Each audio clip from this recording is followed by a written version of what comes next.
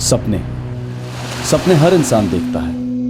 कई लोग उन्हें साकार करने दूर चले जाते हैं, अपने घर से बहुत बहुत दूर।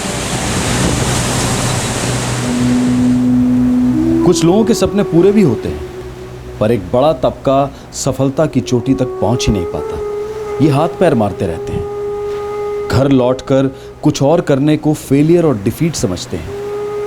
ये सपनों के सागर में एक दिशाहीन नाव की तरह भटकते रहते हैं और इनमें से कुछ डूब भी जाते हैं।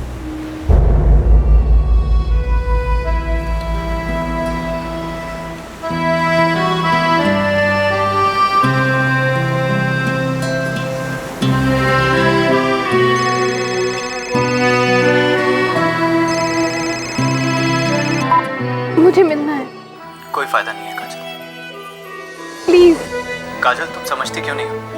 अपनी रिलेशनशिप खत्म, द एंड। आइंदा मुझे कभी फोन मत करना।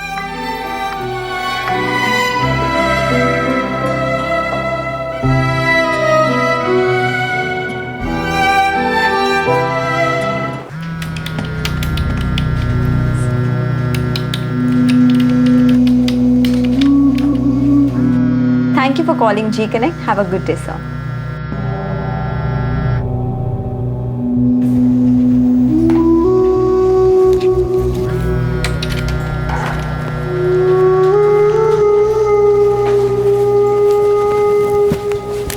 हाँ काजल, बोलो। सोनिया, मिल सकती हूँ? काजल, मैं ऑन कॉल पे हूँ। सोनिया प्लीज थोड़ी देर के लिए मिलो, बहुत डिप्रेस फील कर रही हूँ मैं। काजल, तुम खुद से हैंडल करो। मैंने तुम्हें कितनी बार समझाया, मेरी शादी होने वाली है। मैं नहीं चाहती मेरा फियांसे तुमसे मिले। प्लीज आधे घंटे के लिए मिल लो। ओह गॉड काजल, तुम्हें समझ नहीं आता? हर चीज़ तुम्हारे हिसाब से नहीं हो सकती। मैं बिजी हूँ, मैं फ़ोन रख रही हूँ।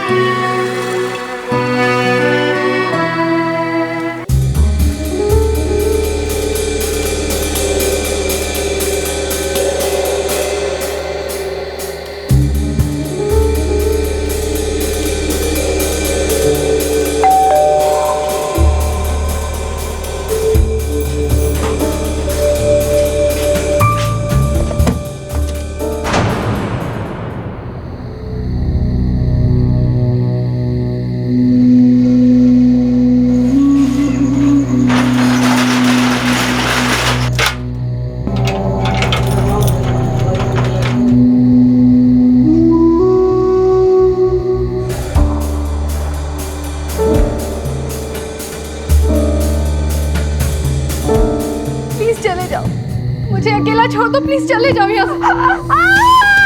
क्या कर रहे हो? छोड़ो मुझे, बचाओ!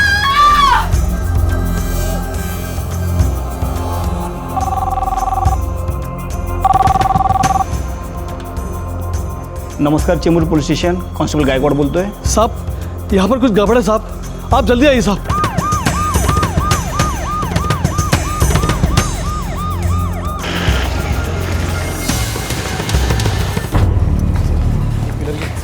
ये वाला साहेब मी फोन केलं होतं साहेब। साहब यह घर है साहब, जहाँ से चीखने की आवाज आ रही थी। ये वाला जी साहब।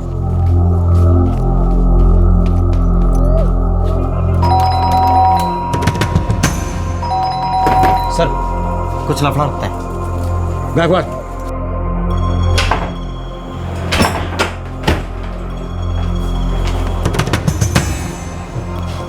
सर यहाँ।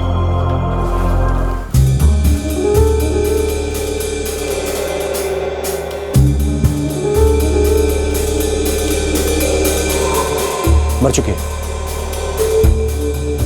तुम जानते हो इसे? हो साहब, काजल नाम है इसका। 1 साल पहले यहाँ रहने को आई थी साहब। इससे ज्यादा और कुछ नहीं जानता, शायद पड़ोसी से पता चल जाए। राणे, एम्बुलेंस को कॉल करो और पूरे घर की तलाशी लो। एक 24 वर्षीय युवती काजल किसी बात को लेकर डिप्रेस थी, उदास थी। उसके जीवन में एक लड़का था जिसने उसके साथ रिश्ता तोड़ दिया था।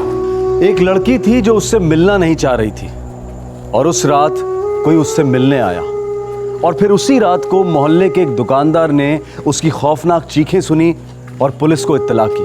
पुलिस जब काजल के घर पहुंची तो उन्हें उसका शव मिला। क्या परेशानी थी काजल की? कौन था जिसने काजल को मौत के घाट उतार दिया था?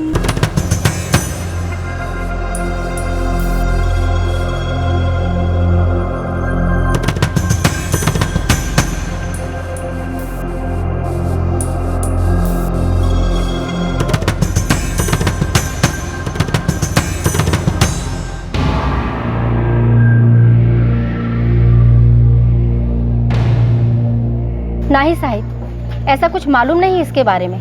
ज़्यादा ना तो किसी से बात करती थी और ना ही किसी से लेना देना था इसका। हाँ साहब, मैंने सुना तो था किसी बार में नौकरी करती थी, कुछ डांसर वांसर थी शायद। अकेली रहती थी? हाँ साहब, 1 साल से यहीं किराए पर रह रही थी। मकान मालिक कहाँ रहता है? इधर ही चैम्बूर में आरके स्टूडियो के पास। नंबर है उसका किसी के पास? मेरे मिस्टर जानते हैं उनको, उनके पास हो सकता है नंबर। साहब, दरवाज़ा अंदर से बंद था और जिस कमरे से लड़की की लाश मिली है उसकी खिड़की खुली हुई थी। खूनी वहीं से भागा होगा। हो सकता है सर, मैंने फॉरेंसिक वाले को मैसेज दिया है, फिंगरप्रिंट्स मिल सकते हैं खिड़की से। गुड। लड़की का फ़ोन भी मिला है सर। फोन रिकॉर्ड्स मंगवाओ। डेथ स्ट्रेंगुलेशन से हुई है। गला इतनी मजबूती से घोंटा गया कि विंड पाइप्स तुरंत कुचल गई। 1-2 नाखून भी टूटे हुए हैं। झड़प तो मिनिमल थी, बट अटैक करने वाला फिजिकली बहुत स्ट्रांग रहा होगा। तो क्या हम ये मान के चलें कि अटैकर मेल था? सॉरी, इस स्टेज पे मैं सिर्फ इतना कहूंगा कि अटैक करने वाला फिजिकली बहुत स्ट्रांग था। मेल या फीमेल ये नहीं कह सकते। काजल शर्मा नाम है सर। ये एग्रीमेंट था उसके साथ 11 महीने का, लीव एंड लाइसेंस का। परमानेंट एड्रेस जम्मू का है। हो सर। और विटनेस है मोना कपूर, गौरी चिकलीकर, रचना गुहा। कौन है ये लोग? काजल की फ्रेंड लोग थी सर। जिस ऑर्केस्ट्रा में काजल काम करती थी वहीं ये तीनों भी काम करती है। कैसा ऑर्केस्ट्रा? रेस्टोरेंट था कोई, बार एंड रेस्टोरेंट। बार और रेस्टोरेंट। साहब, अरे लड़की जम्मू की है। मेरे ख्याल में उसके घर वालों को इन्फॉर्म कर देना चाहिए, साथ ही उन तीनों लड़कियों को भी जो उसके साथ बार ऑर्केस्ट्रा में काम करती थी। हो साहब।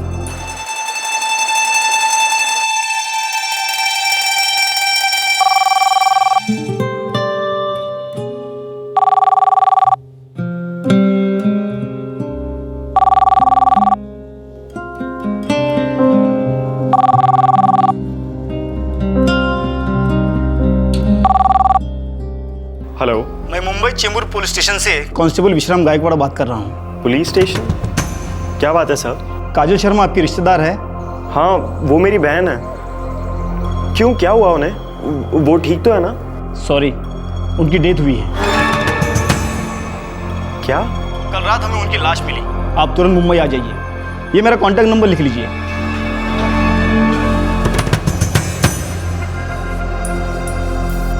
राहुल, क्या हुआ बेटा? किसका फोन था? मुंबई से फ़ोन था। बात क्या बेटा? काजल दी। क्या हुआ काजल को? क्या हुआ मेरी काजल को? राहुल, तू कुछ बोलता क्यों नहीं? बता ना। 3 रातों से काजल काम पर नहीं आई, ऑफ लिया था उसने। ऑफ क्यों लिया था? कोई खास वजह? सर, उसकी अपनी कुछ पर्सनल टेंशन थी। कैसी टेंशन? हमारे बार में कस्टमर था, काजल का उसके साथ खूब चल रहा था। नाम क्या है उसका? कोई नंबर है उसका आप लोगों के पास? सर, पंकज नाम था उसका, और नंबर तो नहीं मालूम, लेकिन वो 1 साल से हर दिन आता था और हर किसी को मालूम है कि वो खास काजल से ही मिलने आता था। सर, ये 2010 की बात है। तब काजल हमारे साथ रहती थी, हमारे फ्लैट में। फिर 1 साल पहले वो चली गई। हमको कुछ बताया नहीं, लेकिन हमको फुल डाउट था कि उसका उस कस्टमर के साथ फुल टू अफेयर चल रहा है। सर, हमें लगता है कि उसको चेंबूर वाले रूम के लिए उसी ने पैसे दिए होंगे। कभी उसने कुछ जिक्र नहीं किया वो कौन है, करता क्या है, कहाँ रहता है? कुछ भी नहीं? नहीं सर, हम तीनों आपस में उसे गूंगी बोलते थे, क्योंकि उसने कभी कुछ पर्सनल बात शेयर नहीं की हमसे, कभी कुछ नहीं बताया हम लोगों को। ठीक है, थैंक यू। अब तुम तीनों जा सकती हो, जरूरत पड़ी तो दोबारा बुलाएंगे। Thank you sir. राणे, ये लड़कियां बता रही हैं कि काजल का किसी के साथ अफेयर था। अच्छा सर, ये फिंगरप्रिंट की रिपोर्ट आ गई जो खिड़की पे थे, किसी आदमी के हैं।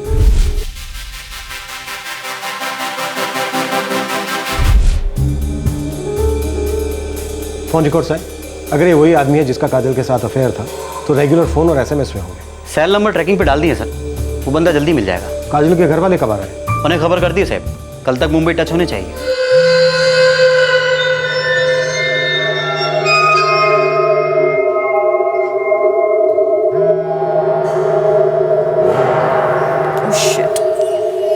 हेलो।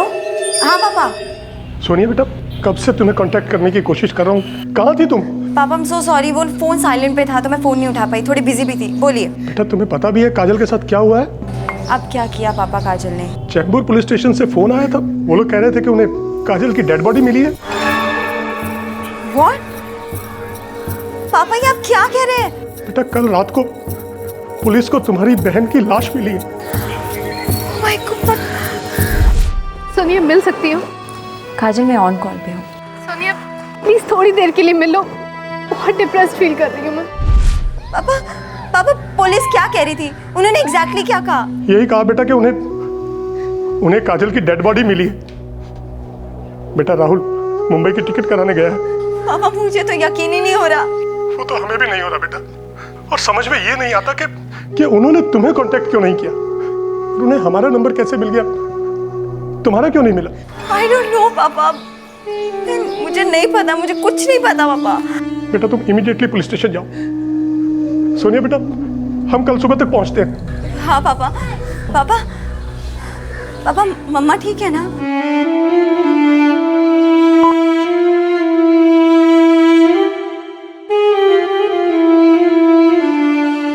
मर्डर विक्टिम काजल की जिंदगी में एक आदमी था और एक बहन भी थी जिसके साथ वो रेगुलर टच में नहीं थी। जम्मू में काजल के माँ बाप उसकी मौत की खबर सुनकर बुरी तरह से बिखर गए थे, लेकिन वो ये जानकर हैरान भी थे कि काजल की बड़ी बहन सोनिया काजल की मौत से बिल्कुल अनजान थी। माँ बाप को इस बात की भनक तक नहीं थी कि दोनों बहनों के बीच काफी दूरियां थी। क्या वजह थी इस मनमुटाव की? इसी बीच पुलिस को काजल के फोन रिकॉर्ड से उस आदमी का नंबर मिला जिसके साथ शायद काजल का अफेयर था। सर ये नंबर 44455666, ये नंबर बार बार दिख रहा है सर। कल शाम को भी इस नंबर पे काजल की बात हुई है। इस नंबर का पता चल गया सर। उसके बॉयफ्रेंड का? नहीं सर, उसकी बड़ी बहन सोनिया का नंबर है। बीपीओ में काम करती है, थाने में रहती है, अकेले। जाने कितनी अजीब बात है कि बड़ी बहन के यहाँ होने के बावजूद भी काजल यहाँ अकेली रह रही थी, और उसके रूम रेंटल एग्रीमेंट में भी उसकी बहन सोनिया का कहीं जिक्र नहीं है। उसकी बड़ी बहन सोनिया दोपहर को आ रही है यहाँ। राणे ये जो नंबर है 55544466, इसको फॉलो करो। सर ये पंकज का नंबर है जिसके बारे में वो तीनों लड़कियां बात कर रही थी। मुझे मिलना है। काजल तुम समझती क्यों नहीं हो? आइंदा मुझे कभी फोन मत करना काजल। डायल करो। हो सर।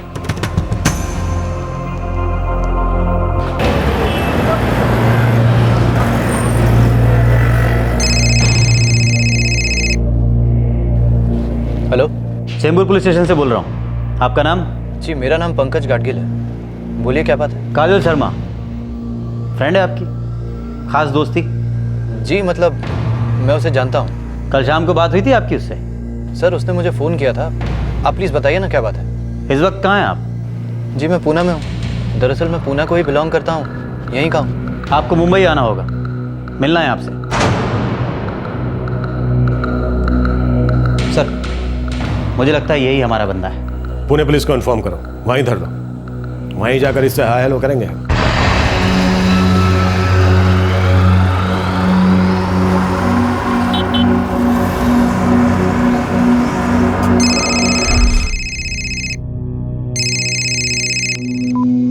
मुझे मिलना है। कोई फायदा नहीं है काजल। प्लीज। काजल तुम समझती क्यों नहीं हो? अपनी रिलेशनशिप खत्म हो गई, दी एंड। आइंदा मुझे कभी फोन मत करना काजल।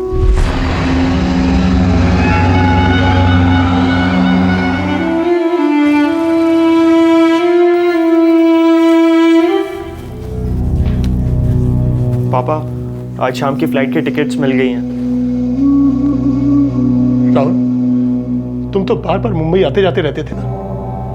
तुम काजल और सोनिया दोनों से मिलते थे, लेकिन तुमने कभी ये नहीं बताया कि वो दोनों अलग अलग रहती है। अब मर गई तुम्हारी काजल दीदी, अब क्या छुपा रहे हो?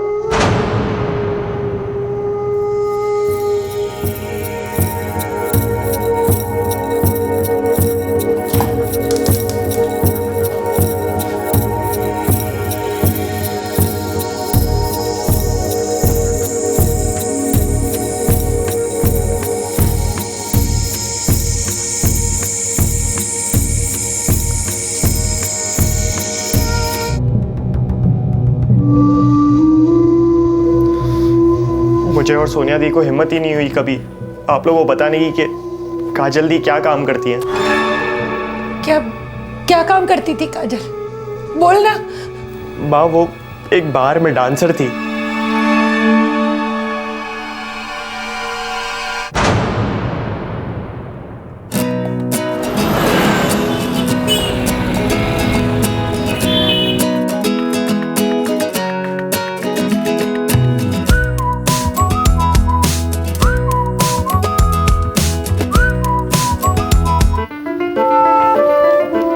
काजल, ये शीशे में टेढ़े मेढ़े मुंह बनाने से ना तो जम्मू की काजल से सुपरस्टार काजोल नहीं बन जाएगी, समझी? सोनिया, काजोल तो मेरी आइडल है, लेकिन तुम देखना मैं अपनी खुद की आइडेंटिटी बनाऊंगी। एक दिन इतनी बड़ी एक्ट्रेस बन जाऊंगी कि सब लोग हमारे जम्मू को ना टॉप स्टार काजल शर्मा का शहर बुलाएंगे। देखना तो। सवाल ही पैदा नहीं होता बेटा। लेकिन पापा, मुझ में कॉन्फिडेंस है, टैलेंट है, मुझे अच्छा ब्रेक जरूर मिलेगा। अरे बेटा, तुम ये सोनिया और राहुल की तरह पढ़ाई लिखाई में ध्यान नहीं लगा सकती। और बेटा, ये फिल्म लाइन और एक्टिंग वैक्टिंग हम जैसे लोगों के लिए नहीं है। हम जैसे लोगों के लिए मतलब? आप फिल्म इंडस्ट्री को इतना बुरा क्यों मानते हैं? माँ, बहुत अच्छे लोग भी हैं फिल्म इंडस्ट्री में, हमारे आपके जैसे डिसेंट लोग। बेटा काजल, बहस नहीं। देखो, हम लोग मिडिल क्लास लोग हैं, और वो भी जम्मू के। बेटा, हम तुम्हें ये तो नहीं कह रहे कि तुम शादी करके घर पर बैठ जाओ। हम तुम्हें पढ़ा लिखा रहे हैं ताकि तुम कोई अच्छी जॉब करो, गवर्नमेंट की जॉब करो। कल को तुम अपने होने वाले पति का हाथ बटाओगे, और जिस घर में जाओगी उस घर में तुम्हारी इज्जत बढ़ेगी। बेटा पापा, जब भी किसी एक्टर ने अपने घर वालों को बताया होगा कि वो एक्टर बनना चाहता है, तो ज्यादातर घर वालों ने अपोज ही किया होगा ना। लेकिन एक बार वो सक्सेसफुल हो जाते हैं, कामयाबी मिल जाती है उनको, तो सब कुछ बदल जाता है। काजल, मुंबई अच्छे अच्छों को रुला देती है। तेरी जैसी कितनी सारी लड़कियां जो रोज हीरोइन बनने जाती हैं वहां पर। मुंबई फिल्म इंडस्ट्री में एक्चुअली कितनी हीरोइंस है बता? मुश्किल से 1 दर्जन। उनमें से आधी लड़कियां तो बड़ी बड़ी फिल्मी फैमिलीज को बिलोंग करती है, या फिर miss universe, miss world, miss ये मिस वो। तुझे रियलिटी नहीं पता है। सोनिया, मैं सिर्फ एक रियलिटी जानती हूँ, और वो ये है कि मैं पैदा हुई थी बड़े पर्दे पे अपना टैलेंट दिखाने के लिए। आप लोग मेरी फैमिली होते हुए मेरी विल पावर को नहीं जानते हैं क्या? मैं प्रूफ कर सकती हूँ, मैं करके दिखाऊंगी। प्लीज पापा, जाने दीजिए ना, प्लीज। बेटा, मैंने अपनी बात कह दी है। देखो दी, आपको एक्टिंग का इतना शौक है तो आप जम्मू में कोई टीवी सीरियल कर लो ना, बेस्ट रहेगा। मुझे बॉलीवुड में काम करना है, ये सीरियल वीरियल में काम नहीं करना है। अब पापा प्लीज हाँ कह भी दीजिए ना। मैं तुम्हें लास्ट टाइम बोल रहा हूँ बेटा, नहीं। ये फेयर नहीं है पापा। सोनिया को जो पढ़ना है वो पढ़ सकती है, राहुल के लिए भी सेम टू सेम। लेकिन जब मुझे कुछ करना होता है तो आप सब लोग खड़े हो जाते हैं मुझे लेक्चर देने के लिए। मुझे जो करना है वो मैं क्यों नहीं कर सकती पापा? क्योंकि बेटा, तुम इन दोनों की तरह पढ़ना लिखना नहीं चाहती हो। तुम तो अपनी तकदीर के सपने खुद लिखना चाहती हो, जिसके लिए हम तुम्हें अलाउ नहीं करेंगे। ठीक है, मत कीजिए अलाउ, मैं अलाउ करती हूँ। मैं अपने आप चली जाऊंगी मुंबई, मुझे किसी की परमिशन नहीं चाहिए। अरे अब ये पागलों वाली बातें मत करो। धमकी नहीं देते, माँ बाप को धमकी देना कोई अच्छी बात नहीं है। पापा, मैं सिर्फ आपका सपोर्ट मांग रही हूँ। मैं लाइफ में कुछ बनना चाहती हूँ, कुछ करके दिखाना चाहती हूँ। एक ही तो लाइफ है पापा, वो भी इतनी छोटी सी। प्लीज मान जाइए ना, प्लीज हाँ कह दीजिए, प्लीज पापा, प्लीज।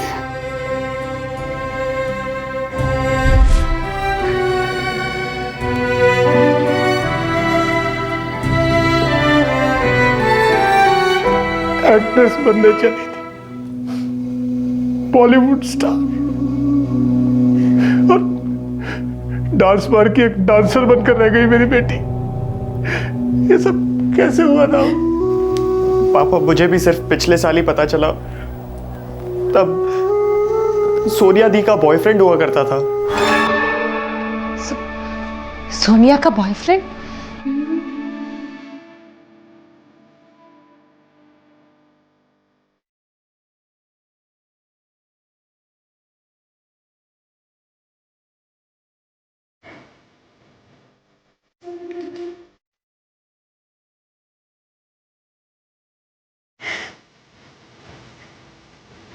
क्या हुआ सोनिया? बताओ ना यार, आखिर बात क्या है? राकेश, मेरी एक बहन थी काजल, उसका मर्डर हो गया है। She is dead. Oh God, ये कैसे हो गया? मैंने तुम्हें उसके बारे में कुछ नहीं बताया था।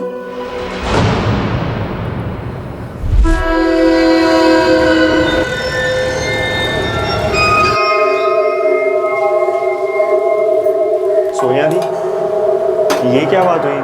आप राकेश से काजल दी के बारे में क्यों नहीं बता रही हैं? क्योंकि रेपुटेशन राहुल, यही सब कुछ होती है। मैं यहाँ पे एक डिसेंट जॉब करती हूँ, राकेश एक टीम लीडर है, अच्छी सैलरी कमाता है, लोग मेरे यहाँ पे रिस्पेक्ट करते हैं। तो दी, काजल दी ने ऐसा क्या किया है जो रिस्पेक्टेबल नहीं है, जिसकी वजह से आप उसे अपने फ्रेंड से भी नहीं मिलवाना चाहती? तुम्हें वाकई नहीं पता राहुल कि तुम्हारी काजल दी क्या करती है? मुझे नहीं मालूम है, इसलिए तो मैं आपसे पूछ रहा हूँ ना। तेरी काजल दी एक बार डांसर है। क्या हुआ? हो गई ना बोलती बात? कोई एक्टिंग नहीं करती तेरी काजल दी, ना ही किसी फिल्म इंडस्ट्री में स्ट्रगल कर रही है।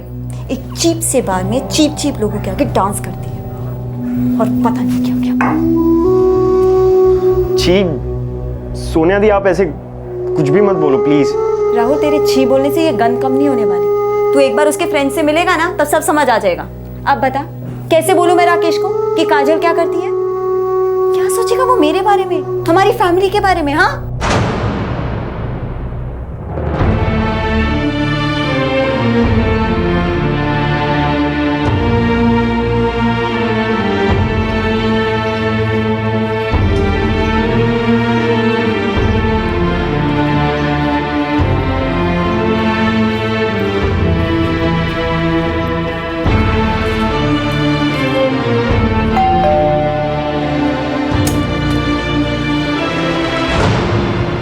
राहुल,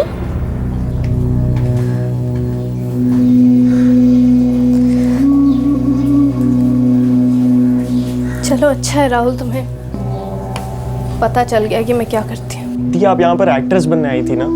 हाँ राहुल, और मेरी जिंदगी ही एक ड्रामा बन के रह गई।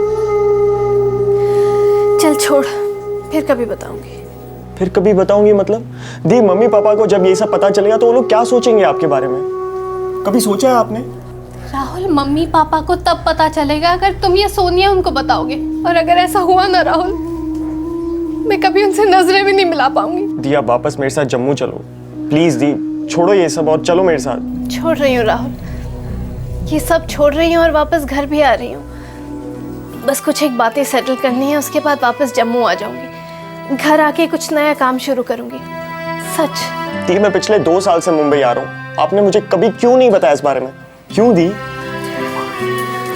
क्योंकि राहुल, तब मैं वापस नहीं आना चाहती थी। मुझे लगा मैं वापस आऊंगी तो सब मेरा मजाक उड़ाएंगे, मुझ पे हंसेंगे, और मुझे भी ऐसा ही लगेगा कि मैं लाइफ में हार गई, बिल्कुल फेल हो गई। लेकिन राहुल, यहाँ पे हालात इतने बुरे नहीं हैं। मैं अच्छा खासा कमा लेती हूँ, सब ठीक ठाक चल रहा है। इनफैक्ट मेरा एक स्टडी बॉयफ्रेंड भी है राहुल, बहुत सीरियस है वो मेरे बारे में। कौन है वो दी? पंकज नाम है उसका, पंकज गाडगिल। पुणे का रहने वाला है, अच्छा खासा बिजनेस है उसका। वो मुझे हमेशा खुश रखेगा राहुल, सच।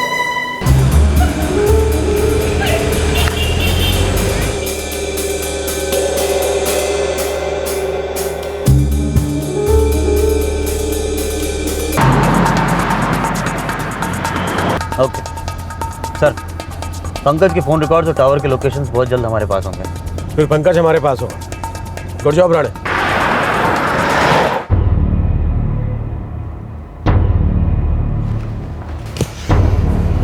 सर, ये पंकज गाडगिल। सर, मैं अपने डैड का बिजनेस मैनेज करता हूँ। कैसा बिजनेस है तुम लोगों का? हम लोग कपड़ा मैन्युफैक्चर करते हैं सर। मुंबई में हमारे बहुत सारे क्लाइंट्स हैं, तो मैं अक्सर यहाँ आता जाता रहता हूँ। जब मुंबई आते थे तो श्रीनाथ बार में जाते थे, जहाँ काजल डांस करती थी, काजल शर्मा। यस सर, मैं वहाँ जाता था। वहीं पे पहली बार मिला था मैं काजल से। बहुत अच्छी दोस्ती थी मेरी काजल से सर। कितनी अच्छी दोस्ती? प्यार था, बहुत बहुत प्यार करता था मैं काजल से सर।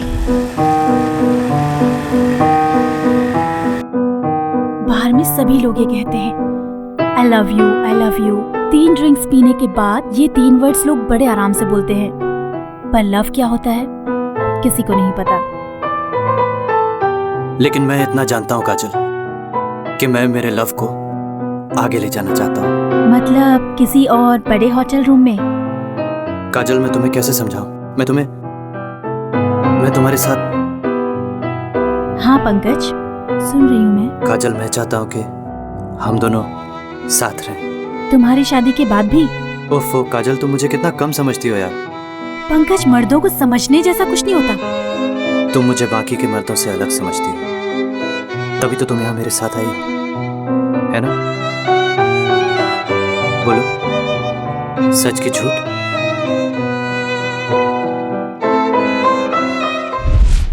तूने अपने मजे कर लिए उसके साथ, दिल भर गया तो तूने सोचा कि अब ये शादी वादी की बात करेगी, तो तूने उसे हमेशा के लिए विदा कर दिया, मार डाला उसे। नो सर, मैंने उसे नहीं मारा, नहीं मारा मैंने उसे। मैं तो उससे प्यार करता था सर, सीरियस था उसके बारे में, एक टाइम तक तो था। किस टाइम तक? उसके बाद क्या हुआ? पंकज, मैं आज छोड़ दूंगी ये डांसिंग लाइन, लेकिन तुम्हारे बिना मैं मुंबई में अकेली करूंगी क्या? आराम करोगी, राज करोगी।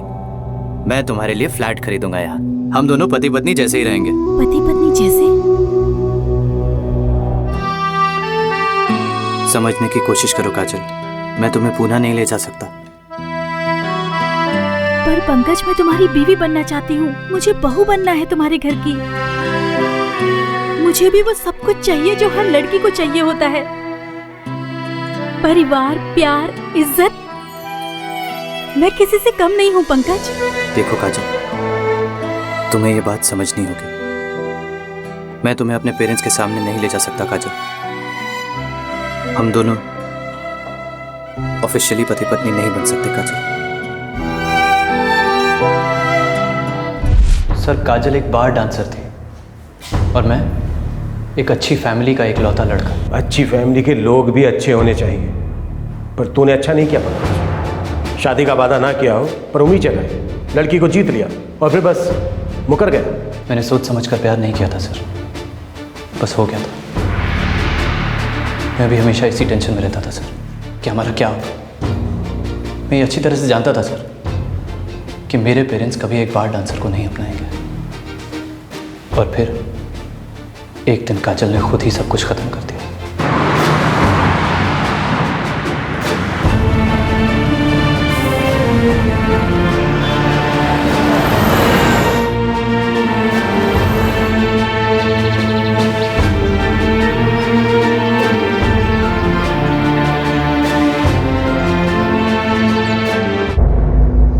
अच्छा, लेकिन पंकज ने तो तुम्हारे बारे में कभी कोई बात नहीं की। क्या हो? हाँ, मैं जानती हूँ आंटी, और मैंने भी उसे ये नहीं बताया है कि आप लोगों से मिलने में यहाँ आ जा रही हूँ। अच्छा होता अगर तुम तब आती जब वो यहाँ होता घर पर। वो तो कभी नहीं हो पाता। आप लोगों से मिलाने अपने साथ वो मुझे कभी नहीं लाता, इसलिए मैं अकेली चली आई। तुम खुद अपनी शादी की बात करने आई हो? तुम्हारे माँ बाप कहाँ हैं? कहाँ से हो तुम लोग? करते क्या है? और तुम क्या करती हो? मेरी फैमिली जम्मू में है। 7 साल पहले जम्मू छोड़कर मैं मुंबई आ गई थी। देखिए, मैं आप लोगों से कुछ छुपाना नहीं चाहती हूँ। दरअसल मैं एक बार में काम करती हूँ। पंकज से भी मैं एक बार में ही मिली थी। बार में? जी। बार में तुम क्या करती हो? ऑर्केस्ट्रा में परफॉर्म करती हूँ। फिल्मी गानों पर डांस करती हूँ आंटी।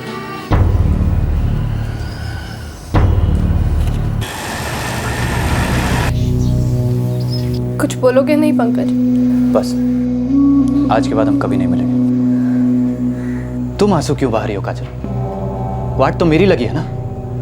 मेरे पेरेंट्स के नजरों में मुझे गिरा दिया, इतना बड़ा शौक दे दिया उन्हें। पंकज, मैंने जो कुछ भी किया मेरी एक आखिरी कोशिश थी। सिर्फ सच्चाई से, ईमानदारी से मैं एक नई जिंदगी चाहती हूँ। पंकज, तुम्हारे अलावा और तुम्हारे साथ के अलावा मेरे पास कुछ नहीं है नहीं काजल, था, क्योंकि मैं अब इस रिश्ते से आउट हूँ काजल। मैंने तो तुम्हें ऑप्शन दिया था ना, मुंबई में रहो, बीवी बनकर, मंदिर में जाकर बाकायदा तुमसे शादी करता काजल। मैं पूना में कभी दूसरी शादी नहीं करता।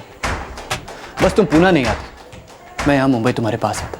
और कल किसने देखा यार, शायद कल को मेरे पेरेंट्स भी एक्सेप्ट कर लेते तुमको, लेकिन नहीं, तुमने उस कल का गला घोंट दिया काजल। आज के बाद तुम कभी मुझे कांटेक्ट करने की कोशिश मत करना, मैं भी नहीं करूंगा। बाय।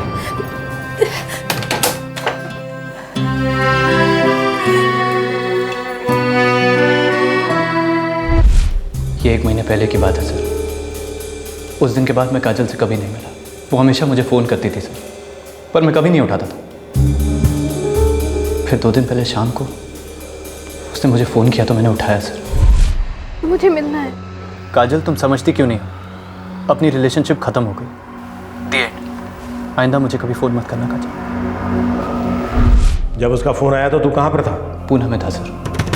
मुझे तो पता भी नहीं था कि वो मर गई है सर। आप लोगों ने बताया तो पता चला सर।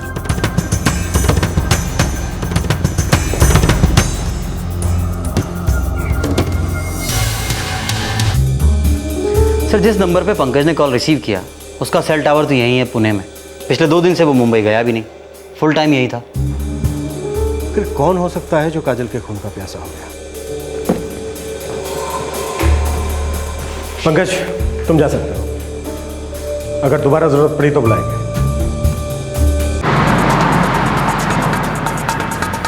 राणे, तुम बता रहे थे कि काजल की बड़ी बहन सोनिया काजल से कोई रिश्ता नहीं रखना चाहती थी। करेक्ट सर, वो नहीं चाहती थी कि उसके बॉयफ्रेंड को पता चले कि काजल क्या काम करती है, और काजल अपने प्रोफेशन को छुपाती नहीं थी।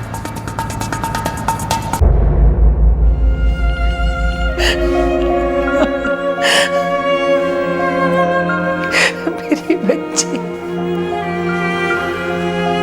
काजल।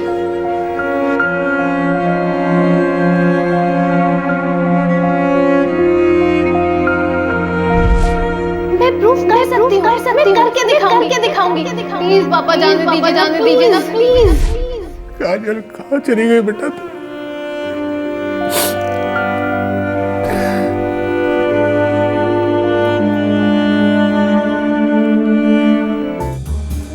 पंकज से ब्रेकअप के बाद काजल डिप्रेस थी।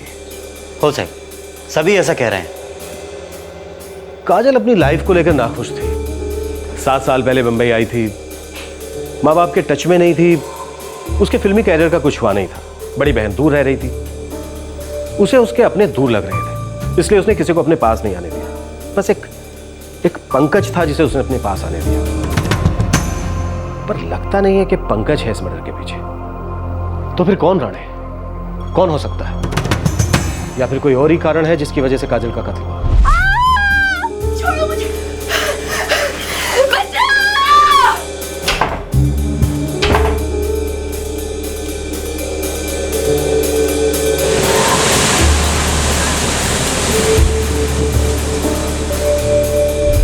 राणे, जितने भी लोगों के नाम आए हैं उनके फोन रिकॉर्ड्स और सेल टावर की लोकेशन निकलवाओ।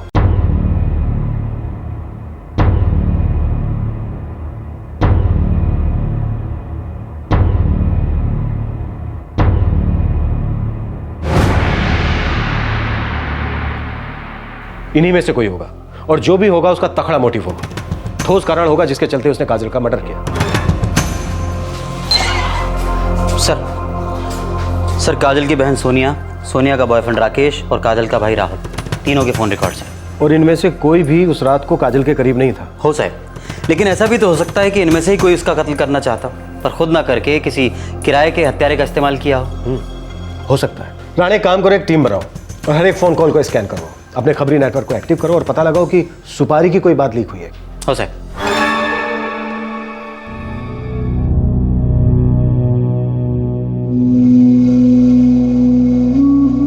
पापा, पुलिस वालों ने कहा कि काजल दी की बॉडी कल तक मिल जाएगी। मुझे उसे मुंबई आने ही नहीं देना चाहिए था। मैंने क्यों उसकी जिद के सामने घुटने टेके? क्यों?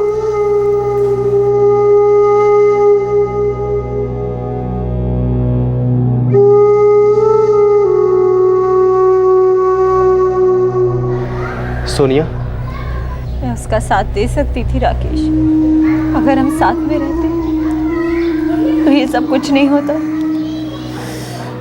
कम ऑन सोनिया, अपने आप को ब्लेम करना बंद करो। मैं उसका सपोर्ट सिस्टम बन सकती थी, उसके एम्बिशन को समझने की कोशिश कर सकती।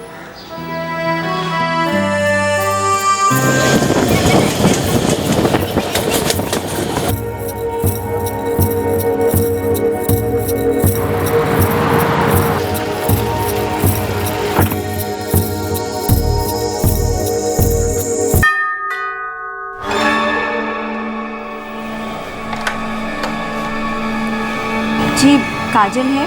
आप कौन? मैं उसकी बहन सोनिया। ओ आओ, अंदर आओ। सोनिया, तुमने मुझे बताया ही नहीं कि तुम्हें मुंबई में जॉब मिल गया और तुम यहाँ शिफ्ट हो रही हो। कैसे बताती काजल, तूने तो घर पे फ़ोन करना ही छोड़ दिया है। तू नंबर चेंज करती है और बताती भी नहीं है। पापा मम्मी कितना परेशान रहते हैं तुझे लेकर, पता है? हो क्या रहा है काजल, तू एग्जैक्टली कर क्या रही है? वो दी मैं इतनी बिजी थी कि तेरे पास एक फ़ोन करने का टाइम नहीं है, एक SMS नहीं। घर पे सब होप लगा के बैठे कि कब तुम हमें फ़ोन करोगी और एक गुड न्यूज़ दोगी कि तुम्हें एक अच्छी सी फिल्म या अच्छा सा सीरियल मिल गया है। वो दी मैं ट्राई कर रही थी। कर रही थी मतलब अब नहीं कर रही है? तो तू कर क्या रही है काजल यहाँ पे सर्वाइव करने के लिए? साहिब, खबरियों का पूरा नेटवर्क एक्टिव है। गोवंडी, चीता के, मुमरा, सारे लड़के लगातार रिपोर्ट कर रहे हैं, लेकिन अब तक किसी ने सुपारी के बारे में नहीं सुना है। वो पंकज जिसके साथ काजल इन्वॉल्व थी, वो तो शायद इस मर्डर में इन्वॉल्व नहीं लग रहा है। और काजल की अपनी सहेलियों के साथ भी ऐसी कोई दुश्मनी नहीं थी। दोस्ती भी तो नहीं थी सर। करेक्ट।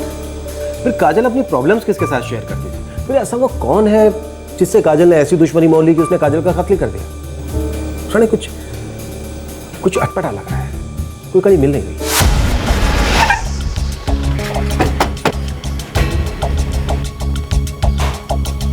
मैं पक्का बोल रहा हूँ साहब, मैंने उसकी चीखने की आवाज सुनी थी। और कोई आवाज सुना था? नहीं साहब, और किसी की आवाज तो नहीं सुनी। किसी को भागते हुए देखा? नहीं साहब, ऐसा होता तो मैं आपको पहले बता दिया होता। वो क्या है साहब, मेरी हालत बहुत खराब हो गई थी डर के मारे। आप लोगों को फोन करने के बाद मैं उधर ही छुप के बैठ गया कोने में। और जब तक आप लोग आए, मैंने उस दरवाजे से किसी को निकलते तो नहीं देखा। हाँ साहब, अंदर से चीखें कम हुई और फिर बाद में एकदम बंद, एकदम शांत।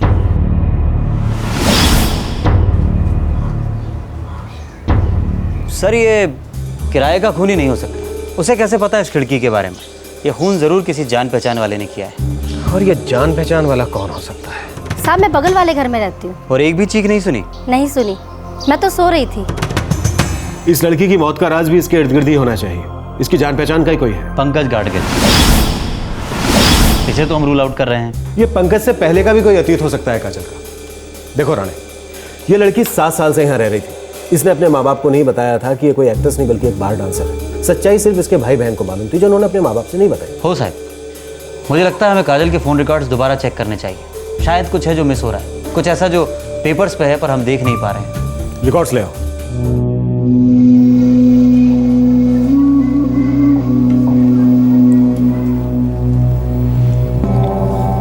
इतने बड़े शहर में तुम्हारी छोटी बहन रास्ता भटक गई थी और तुमने हमें बताना जरूरी नहीं समझा। यही संस्कार दिए थे हमने तुम दोनों बहनों को। नहीं मम्मा, ऐसा नहीं है। मुझे बस समझ नहीं आ रहा था कि मैं क्या करूं। क्या रे काजल, तूने अपनी बहन को बताया नहीं कि तू हम लोगों के साथ काम करती है? तू क्या बोल रही है? तूने सोनिया को बता तो नहीं दिया ना? अरे 1 हफ्ते से रोज पूछ रही है। मैं सोच रही थी कि काजल की बहन इतना टेंशन में क्यों रहती है। तो तूने उसे बता दिया? बोलना पड़ा। मैं नहीं बोलती तो उसको कहीं और से पता चल जाता। तो मैंने ही बोल दिया कि देख सोनिया, ऐसा ऐसा है, काजल हम लोग के साथ ऑर्केस्ट्रा में डांस करती है। और बोला कि कमाल की डांसर है तू।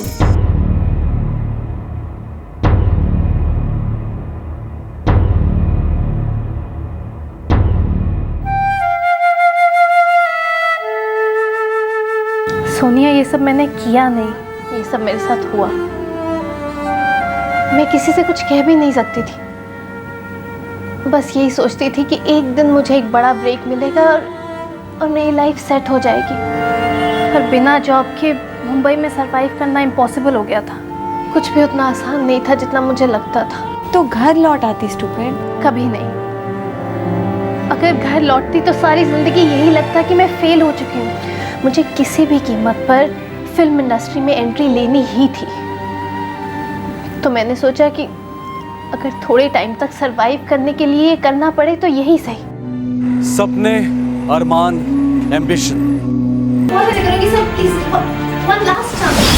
मुझे लगा मेरे पास लुक्स है, टैलेंट है, आगे बढ़ने की एनर्जी है, तो मुझे काम ज़रूर मिलेगा। पर मेरे हिस्से में सिर्फ छोटे मोटे रोल्स ही आ रहे थे। रोज़ सुबह से लेकर रात तक ऑडिशंस देती थी, प्रोड्यूसर्स के ऑफिसर से फ़ोन आने का इंतज़ार करती थी और बस इंतज़ार ही करती रहती थी। कुछ भी वर्कआउट नहीं हो रहा था Soni. Roll camera, rolling, action. Shruti, मुझे तुम्हारे पेरेंट्स से मिलना है। अबे मुझे नहीं लगता कि हमारे पेरेंट्स शादी के लिए राजी होंगे। लेकिन वो दुख बढ़ जाएगा। लुक अबे, आई एम रियली सॉरी। अब हमें एक दूसरे को भूल जाना होगा। कट। ओ हीरोइन, पासिंग कौन करेगा? तुमने कब कहा मुझे पासिंग करने के लिए? अब दिमाग की दही मत कर, समझी? तब से इशारा करो, तेरे को दिखाई नहीं देता? तेरे लिए क्या अब स्पेशल रिटर्न इनविटेशन भेजूं कि मैडम जी आइए पासिंग कीजिए? नहीं, मैंने सच में नहीं देखा। नहीं दिखता तो आई टेस्ट करवा लो। एक पासिंग तो ढंग से होती नहीं और आ जाती है रोल मांगने के लिए।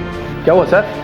क्या यार मनोज, कितनी बार बोला ऐसे थके मरे लोगों को सेट पे मत भेजा करो। एक जगह पर बैठ गए तो फेविकॉल जैसे चिपक जाते। सर निष्ठा नहीं हो सर, प्लीज सॉरी सर। आपके वजह से बात सुनना पड़ता है, समझ में नहीं आएगा आपको? मैंने जूनियर आर्टिस्ट का काम किया, क्या नहीं किया, लेकिन सर्वाइवल दिन ब दिन मुश्किल होता जा रहा था। कभी कभी तो लगता था सीधा जम्मू तवी एक्सप्रेस पकड़ूं और वापस घर आ जाऊं। पर फिर मोहल्ले वालों की हंसी सुनाई देती थी, रिश्तेदारों के ताने सुनाई देते थे कि देखो क्या करने निकली थी और तुम दबाकर वापस आ गई। पर तू बार डांसर कैसे बनी? कुछ साथ काम करने वालों ने सजेस्ट किया था और मुझे लगा कि पैसे अच्छे मिल रहे हैं, मेरे सर्वाइवल में हेल्प हो जाएगी, स्ट्रगल आराम से कर पाऊंगी, तो थोड़े टाइम के लिए कर लेती हूँ। पर सोनिया, स्ट्रगल कभी ख़त्म ही नहीं हुआ। हाँ, लेकिन जितने सपने थे, जितने अरमान थे, टाइम के साथ वो सब गायब हो गए। अब मुझे एक्ट्रेस बनना ही नहीं था, अब मुझे सिर्फ मुंबई में जिंदा रहना था। मुझे अभी भी नहीं पता सोनिया कि आगे मैं क्या करूंगी, कैसे करूंगी, मुझे कुछ नहीं पता। काजल, फ्रैंकली पूछो तो मुझे भी नहीं समझ आ रहा मैं क्या करूं, क्या कहूं। काश तूने मुझसे एक बार बात कर ली होती। लेकिन अब बता दिया ना तुम्हें सोनिया, और अब तुम आ गई हो तो शायद मैं कुछ और करने का सोच सकती हूँ। एक मिनट काजल, मैं एक फ्लैट ले रही हूँ किराए पे। यूँ समझ लो मैंने ले लिया है। मैं वहाँ रहूँगी अकेले। पर सोनिया, यहाँ पे जगह है। देखो काजल, मैं एक डिसेंट जॉब करती हूँ। मैं नहीं चाहती कि मेरे ऑफिस वालों को पता चले कि मेरी बहन एक बार डांसर है और मैं उसी के साथ रहती हूँ, उसकी सहेलियों के साथ जो उसके साथ बार में डांस करती है। I am sorry Kajal.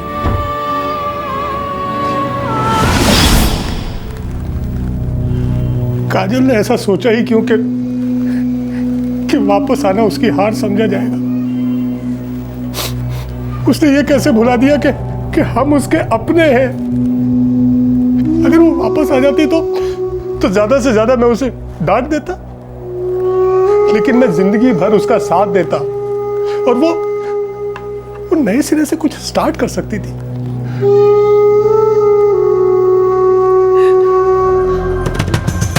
Sir, ये काजल के फ़ोन रिकॉर्ड्स को मैंने बार बार चेक किया, हर एक नंबर चेक किया है। फिर सर, एक नंबर है जिससे बार बार काजल के फ़ोन पर कॉल किए गए, लेकिन अजीब बात यह है कि काजल ने कभी उस नंबर पर कॉल बैक नहीं किया। ये देखिए, 22244877। किसका नंबर है? किसी करमवीर का है। इससे बात हुई? नहीं सर, 25 अप्रैल से ये फ़ोन बंद है। 25 अप्रैल को काजल का मर्डर हुआ था? हो सर। इस करमवीर का कोई एड्रेस? सेम चौक जहाँ पे काजल रहती थी। गाड़ी निकालो।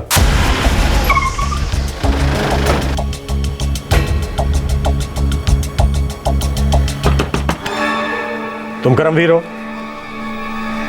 जी नहीं, मैं विवेक हूँ। तो फिर करमवीर कौन है और कहाँ है? सर, करमवीर मेरा रूम पार्टनर था। हाँ, पिछले 5 दिनों से गायब है, घर नहीं आया। मतलब 25 अप्रैल से गायब है? तुम्हारे चाल की काजल नाम की लड़की का मर्डर हुआ है, जानते ही होगे। हाँ सर, मैंने सुना इसके बारे में, लेकिन मैं उसे नहीं जानता था। करमवीर जानता था उसे? मालूम नहीं सर, मैं उसकी पर्सनल लाइफ में इंटरफेयर नहीं करता था। हम सिर्फ ये रूम शेयर करते हैं। वो करता क्या है? सर वो इलेक्ट्रॉनिक गुड्स का ब्रोकर है और घूमता रहता है देश भर, और कभी कभी तो आउट ऑफ इंडिया भी जाता है। वो है कहाँ? मुझे मालूम नहीं सर।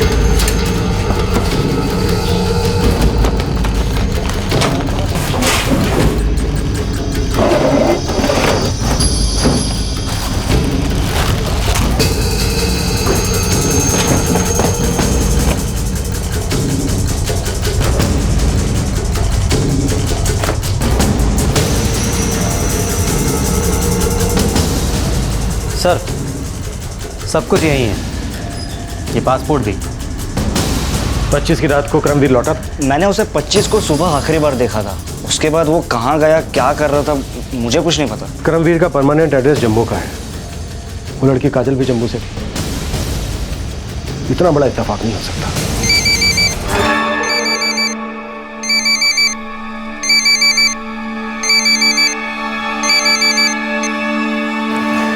Yes inspector. किसी करमवीर को जानती हैं आप? करमवीर? करमवीर है ना, जम्मू से है।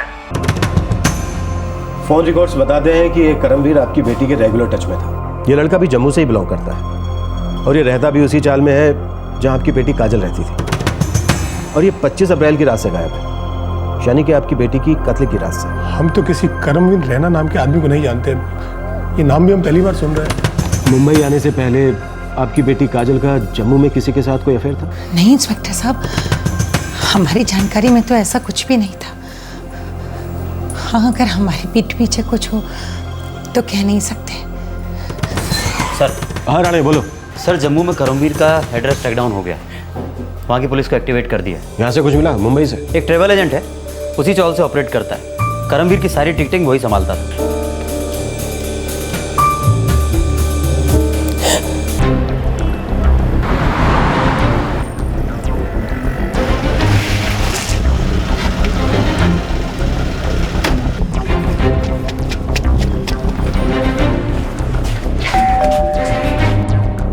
तो अब कहाँ है करमवीर? साहब 1 महीने से मेरे बेटे की कोई खबर नहीं है। उसके लिए तो हम खुद बहुत परेशान हैं साहब। और ये काजल शर्मा कौन है जी? मैं तो ये नाम पहली बार सुन रही हूँ। अच्छा जी। मेरा लड़का मुंबई में 3 साल से सर्विस कर रहा है। अगर उसका किसी लड़की के साथ कोई चक्कर होता तो हमें जरूर बताता। हमारा कर्म हम दोनों से कुछ नहीं छुपाता साहब।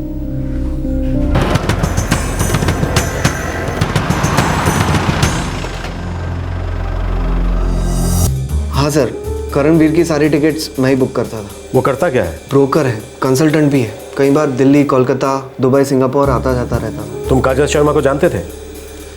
हाँ सर, बेचारी का 5 दिन पहले ही मर्डर हो गया ना। क्या करमवीर वो जानता था काजल को? सर एक्चुअली काजल भी अपनी सारी टिकट्स मुझसे ही बुक करवाती थी, ज़्यादातर शिरडी की बस के लिए। अब करमवीर और काजल के बीच में, हाँ सर, एक करीब 6 महीने पहले करमवीर ने काजल के बारे में मुझसे कुछ पूछा था। और बता भाई, इस बार कितने दिन के लिए जा रहा है? 2 क्लाइंट से मीटिंग है तो 1 हफ्ता तो कहीं नहीं गया। ऐसे ना तेरी पूरी दुनिया घूमता है तू। भैया दूर के ढोल सुहाने ही लगते हैं। हमसे पूछो, धोबी के कुत्ते बने हुए हैं, कोई एक जगह ठिकाना ही नहीं है। बाय गॉड यार, अगर दुबई, सिंगापुर कहीं कोई परमानेंट जॉब लग जाए ना, मैं तो इंडिया को टाटा गुड बाय बोल दूंगा हमेशा के लिए। हाय आकाश। अरे काजल, अच्छा मंडे के लिए शिरडी की 2 टिकट्स चाहिए। तुम तो हमेशा 4 टिकट्स बुक करवाती थी ना, इस बार मामला कुछ चेंज हो गया क्या? ऐसा कुछ नहीं है, इस बार सिर्फ मैं और मोना जा रहे हैं, रचना और गौरी नहीं आ पाएंगे। मैं टिकट्स तुम्हारे रूम पर भिजवा दूंगा। Thank you, bye. कौन थी ये? अपने चौल की लड़की थी, काजल शर्मा। तेरे जम्मू से ही तो है। क्या बात कर रहा है? जम्मू से? तो करती क्या है? बार में डांसर है। उसने मुझे ऐवे ही पूछा था। अब मुझे नहीं पता उसके बाद वो काजल से मिला होगा या नहीं। तुम करमवीर से लास्ट कब मिले थे? 10 दिन पहले। उसे ऑस्ट्रेलिया में जॉब लगा था, उसने वीज़ा के लिए भी अप्लाई किया था। वीज़ा मिला उसे? क्योंकि उसके घर से जो पासपोर्ट हमें मिला है उसमें ऑस्ट्रेलिया का वीज़ा नहीं है। जी नहीं सर, उसे वीज़ा नहीं मिला, प्रॉब्लम आ गया यार। वर्क वीज़ा ऐसे नहीं मिलता यार। तो ऐसा वैसा कुछ करना, भाई मेरी लॉटरी का टाइम आ गया है। वहाँ एक पार्टी है जो मेरा जॉब पक्का कर रही है, बस मुझे यहाँ से वर्क वीज़ा लगवाना है। ऑस्ट्रेलिया में अगर इमिग्रेंट वीज़ा चाहिए तो शादी कर लो। शादीशुदा कपल्स को सबसे पहला प्रेफरेंस दिया जाता है, और इमिग्रेंट वीज़ा मिलना मतलब फुल आज़ादी। फिर चाहे जो मर्जी कर ऑस्ट्रेलिया में, बाद में वहाँ की सिटीजनशिप भी ले सकता है तू, पर सबसे पहले शादी। अब ये मत बोलना कि शादी के लिए लड़की भी मैं ही अरेंज करके दूँ। मैं सिर्फ टिकट्स और वीज़ा अरेंज करा सकता हूँ बॉस।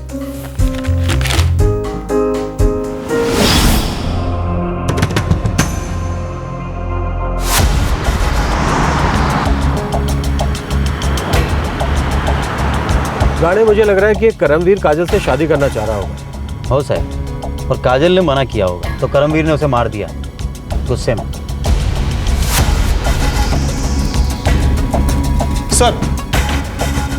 सर जम्मू पुलिस ने फ़ोन किया था, करमवीर वहाँ नहीं मिला, और वहाँ उसका कोई क्रिमिनल रिकॉर्ड भी नहीं है। मुंबई में कोई रिकॉर्ड? यहाँ पर भी उसका कोई क्रिमिनल रिकॉर्ड नहीं है।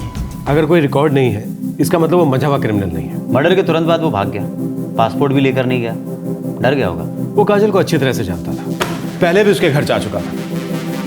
काजल ने दरवाजा खोलकर उसको घर के अंदर लिया होगा, और मर्डर करने के बाद वो खिड़की से कूदकर भाग गया।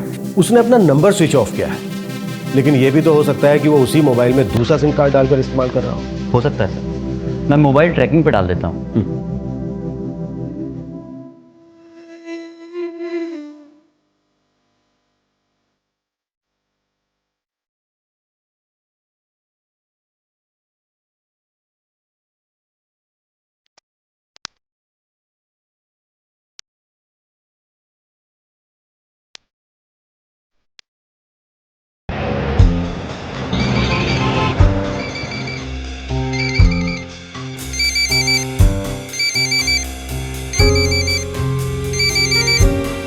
रिंग जा रही है सर, मोबाइल सेम है, सिम कार्ड नया है। लोकेशन क्या है? जालंधर, पंजाब।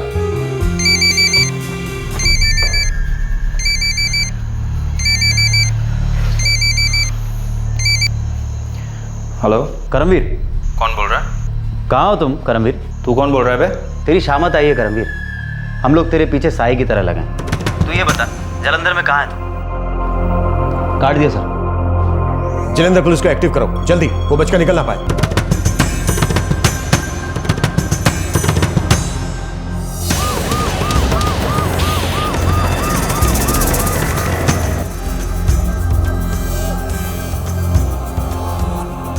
सर जी बंदा तो चेकआउट कर गया सी। यही था वो? हाँ सर, यही करमवीर रहना है। कोई एड्रेस वगैरह छोड़ गया है? नहीं सर, एड्रेस तो नहीं कोई छोड़ गया। हमने गलती की राणे, हमें उसे फोन करके अलर्ट नहीं करना चाहिए, लेकिन इतना पक्का हो गया कि काजल के मर्डर में उसी बंदे का हाथ है। अब हमें सिर्फ ये पता लगाना है कि उसने ऐसा क्यों किया। अब वो ज्यादा दूर नहीं भाग सकता साहब, मैंने जम्मू पुलिस को रेड अलर्ट के लिए रिक्वेस्ट भेज दी है। बेटा अपना ख्याल रखना, कभी भी कोई तकलीफ हो, कोई परेशानी हो तो फोन कर देना बेटा। काजल की मौत का दुख तो हमें जिंदगी भर रहेगा, लेकिन उससे भी बड़ा दुख इस बात का है कि वो जब तक जिंदा रही ये समझती रही कि हम उसके दुख को नहीं समझेंगे, उसकी मदद नहीं कर पाएंगे। माँ बाप तो अपने बच्चे की एक एक धड़कन को समझते हैं। हमसे कभी कुछ मत छुपाना। करमवीर एक मजबूत सस्पेक्ट था और वो अभी तक पुलिस के हाथ नहीं लगा था। ये बात गवाह थी उसके गुनाह की कि वो पुलिस से भाग रहा था। उसने काजल की हत्या क्यों की थी, ये सवाल अब सबके दिमाग में बार बार आ रहा था, लेकिन इस सवाल का जवाब सिर्फ करमवीर ही दे सकता था। इस इन्वेस्टिगेशन की किस्मत अच्छी थी कि करमवीर ने अपना सिम कार्ड चेंज करते वक्त अपना सेल फोन ऑन किया, जिससे उसकी लोकेशन पता चल गई। वो जालंधर से जम्मू के लिए रवाना हो चुका था।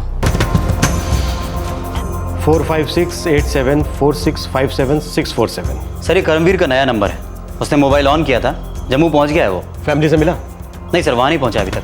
वो वहां नहीं जाएगा राणे, क्योंकि वो अच्छी तरह से जानता है कि पुलिस पार्टी वहां उसका इंतजार कर रही है। कब तक भागेगा? उसका पासपोर्ट हमारे पास है, उसकी सारी चीजें हमारे पास हैं। इन चीजों के बिना भी वो लंबे अरसे तक गुमशुदा हो सकता है राणे। तो इस नंबर पे कॉल करें क्या सर? नहीं राणे, ये गलती हम दोबारा नहीं दोहराएं। एक काम करते हैं, हम जम्मू निकलते हैं।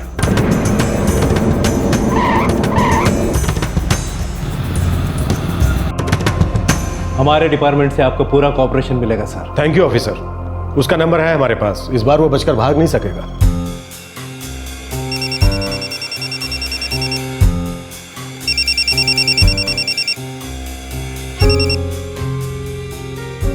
हेलो जी, 4568476767। जी वाजिद हसन बोल रहा हूँ गोल्डन ट्रेडर्स से। कौन चाहिए आपको, किससे बात करनी है? जनाब आपका ये नंबर लकी ड्रॉ में सेलेक्ट हुआ है। लेकिन आपको मेरा नंबर मिला कैसे? जनाब हमारा एक टेलीफोन कंपनी के साथ टाई अप है, हमने एक लकी ड्रॉ निकाला और आपका नंबर सेलेक्ट हो गया।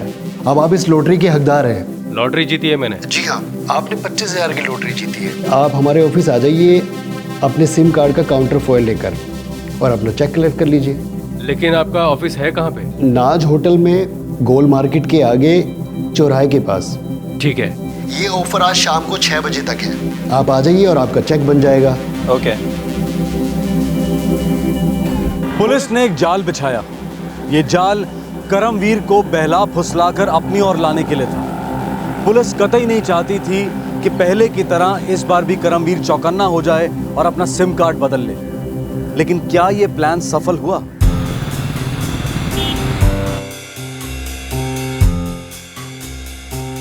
जी गोल्डन ट्रेडर्स, मेरा फ़ोन नंबर 4568476767 है। जी मुझे यहाँ से फ़ोन आया था एक लॉटरी के लिए। वेलकम करमवीर। लॉटरी यहाँ नहीं, मुंबई थाने में लगी है। देख करमवीर, सच सच बता दे कि तूने काजल के साथ क्या किया, नहीं तो तेरी तकदीर के साथ साथ खोपड़ी भी खुल जाएगी।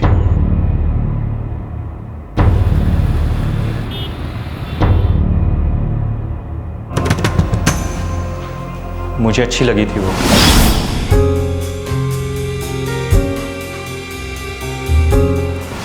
मैंने उसे अप्रोच किया। Excuse me. हाय। कौन हो तुम? मेरा नाम करमवीर है। करमवीर है ना? मैं यहीं इसी चौल में रहता हूँ। मैं भी जम्मू से हूँ। करते क्या हो तुम? मैं उससे मिलने का, बात करने का एक मौका नहीं छोड़ता था। वो मुझे दिन ब दिन और अच्छी लगने लगी थी। बहुत अच्छी लड़की थी वो। बहुत अच्छी लड़की थी, लेकिन तुझसे प्यार नहीं करती थी।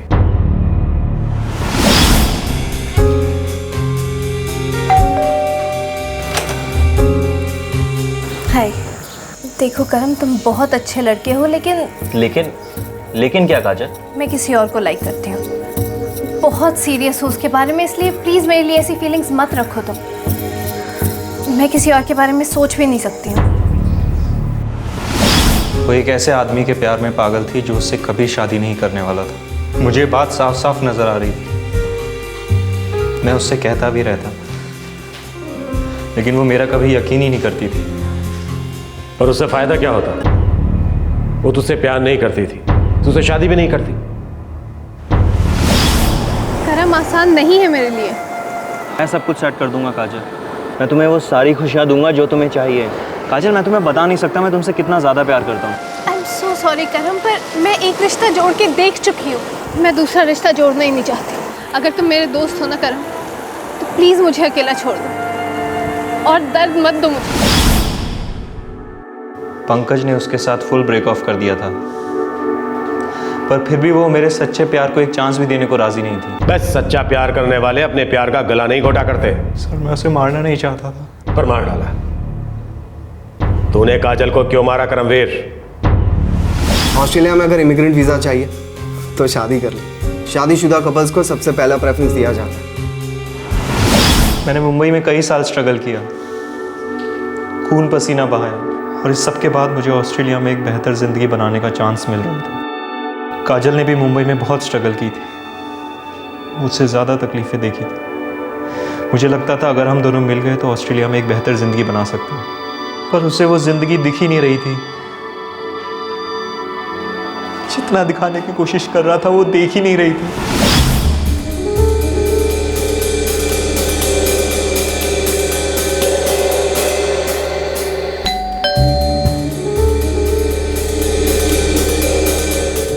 नहीं करम, मुझे कोई बात नहीं करनी है, और अभी तो बिल्कुल नहीं। सुनो काजल, मेरी बात सुनो। हम दोनों ने इस शहर में अपने अपने सपनों को चूर होते हुए देखा है। वहाँ ऑस्ट्रेलिया में हम अपने नए सपने देख सकते हैं और उन्हें साकार भी कर सकते हैं। मेरे अब कोई सपने नहीं है करम। मेरे अंदर जो कुछ भी था सब चूर चूर हो गया है। तुम समझते क्यों नहीं हो? मेरे अंदर कोई फीलिंग्स नहीं बची हैं। सच तो ये है कि मैं जिंदगी में फेल हो चुकी हूँ और ये सच्चाई कभी नहीं बदल सकती। मेरे पास कोई चारा नहीं है। काजल, मैं तुम्हें चारा नहीं, एक मौका दिखा रहा हूँ। मुझे कुछ नहीं देखना, कुछ नहीं समझना। बस मेरे अंदर कोई तार टूट गई, सुन्न हो गया दिमाग, दिल। सर मैं मानता हूँ मैंने गुस्से में बहुत बड़ी गलती कर दी, पर मेरे दिल में उसके लिए नफरत नहीं थी सर। मैं उसे मारना नहीं चाहता था, लेकिन उस पल में वो मुझे इतनी दूर महसूस हुई कि मैंने उसे मार डाला। मुझे ऐसा लगा कि जैसे उसे मार के वो दूरी हमेशा के लिए मिट जाएगी।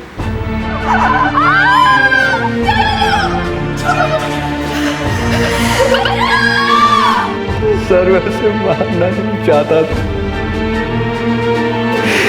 मैंने पता नहीं उसको क्यों मारा।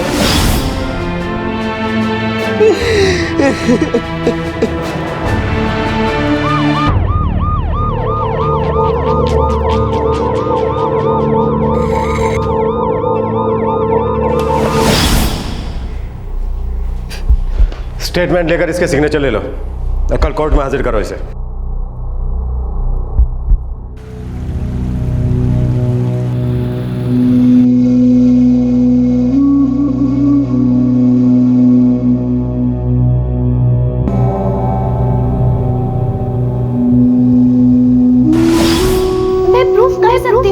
करके दिखाऊंगी। प्लीज पापा जाने दीजिए ना, प्लीज।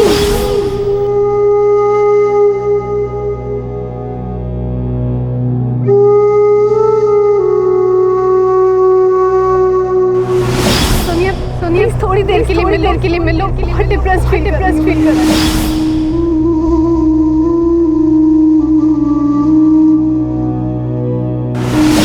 बस आज के बाद हम कभी नहीं मिलेंगे।